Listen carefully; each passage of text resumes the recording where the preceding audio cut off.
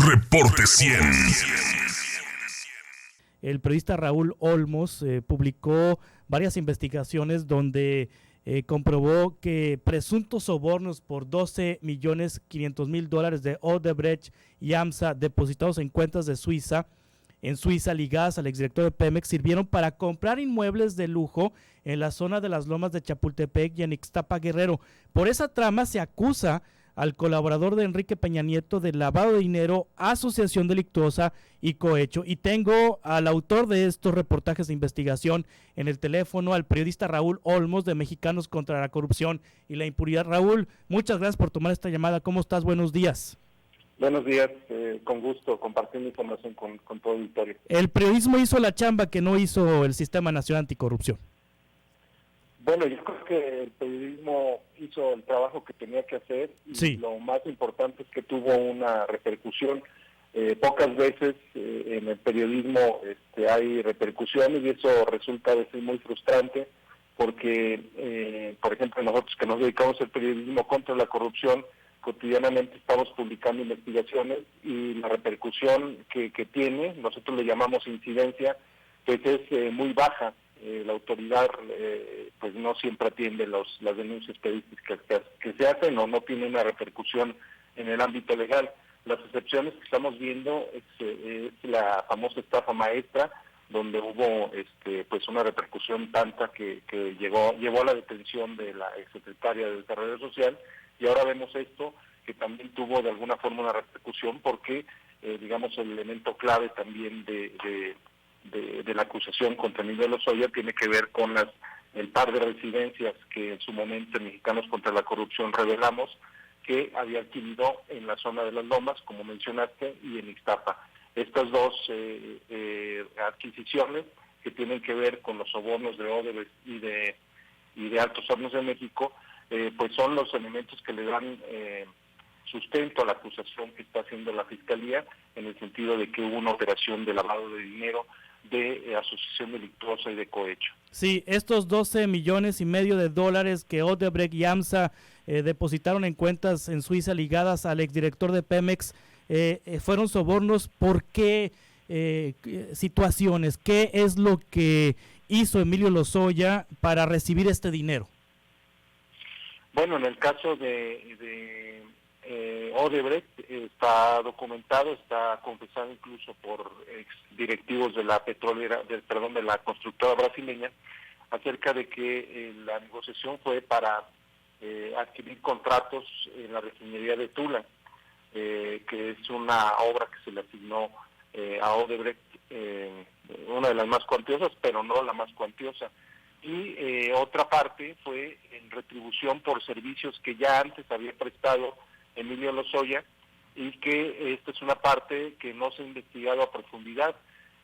Cuando en 2012 se acercó la gente de Odebrecht, los del Departamento de Sobornos, a negociar pagos a favor de Emilio Lozoya, hubo una tanda, digamos, de pagos por $3.150.000 que se dieron entre abril y junio de 2012.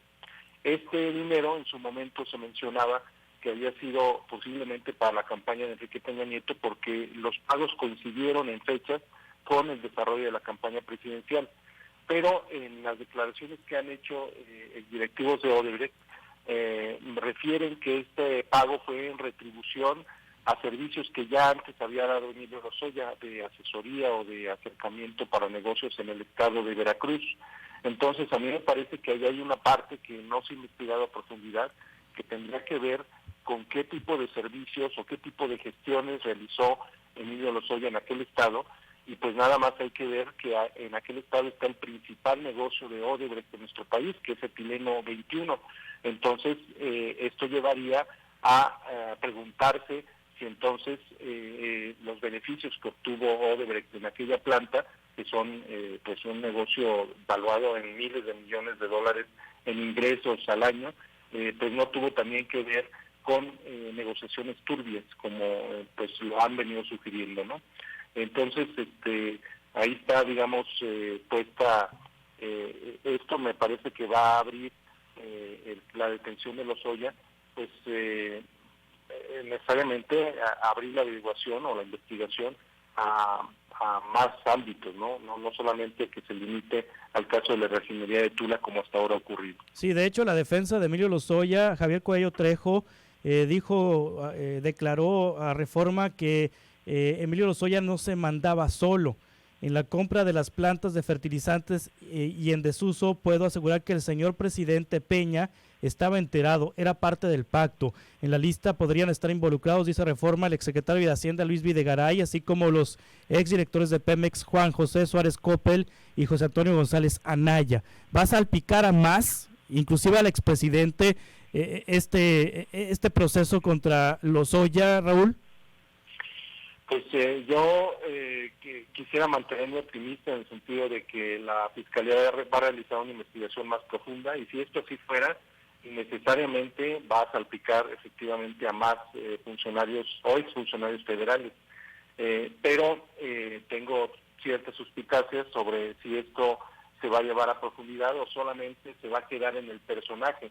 Si se queda solamente en el personaje, que es Emilio Lozoya, y se le acusa de los sobornos y se le encarcela y se le procesa y se le sentencia, pero no se va a profundidad y a investigar todo el esquema de corrupción, pues me parece que quedaría muy endeble y muy pobre el trabajo de la Fiscalía.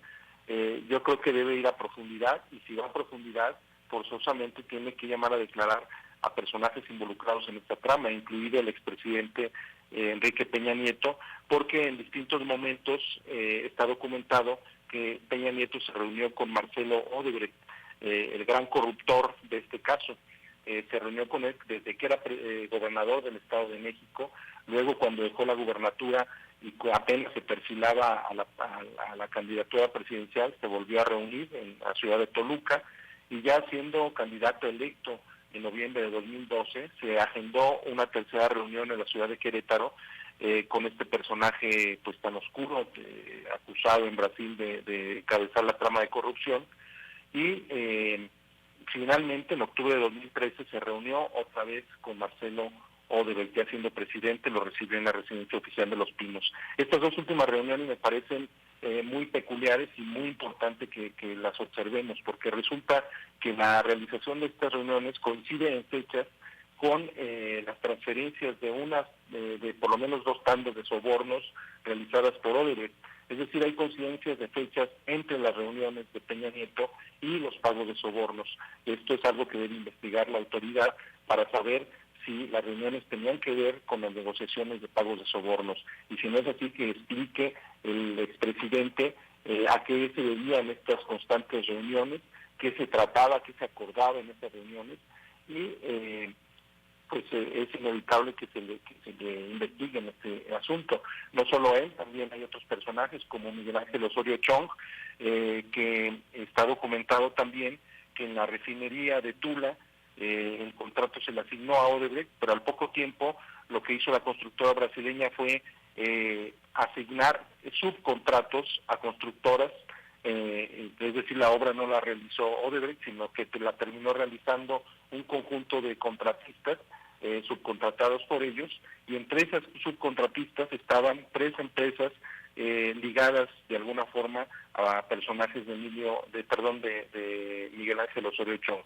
En concreto, un ex casero del exsecretario de Gobernación, un personaje que le prestaba las casas donde residía en la Ciudad de México, resultó uno de los beneficiados con estos subcontratos. Entonces, pues aquí vale la pena ampliar la investigación a estos 2 personajes, y también a Luis Videgaray, como se ha dicho en su momento, porque él era el coordinador de la campaña presidencial cuando se hicieron las primeras transferencias de recursos al círculo cercano de Peña Nieto. La investigación pues se debería de extender si realmente se quiere ir a profundidad. Raúl Olmos, ¿dónde podemos leer estos reportajes? ¿Dónde los podemos encontrar? Si la audiencia de esta mañana quiere tener el contexto de lo que pues ha provocado a hoy la detención en España de Emilio Lozoya Austin. Bueno, hay un libro que escribí que se llama Gigante de Lodo, en Editorial Grijalbo. Ahí se llama Gigante de Lodo, la historia de corrupción de Odebrecht en México, y donde este detalle se documenta cómo se dio toda esta trama. Y además es muy importante, en el sitio contralacorrupción.mx hay una compilación de al menos 20 reportajes e investigaciones que hemos publicado acerca de esta trama de corrupción. En ambos sitios, en ambos elementos pueden aportar información a tu audiencia. Muchas gracias, Raúl. Gracias a ti por el espacio. Un abrazo, Raúl Olmos, periodista de investigación para Mexicanos contra la Corrupción e Impunidad. Reporte 100.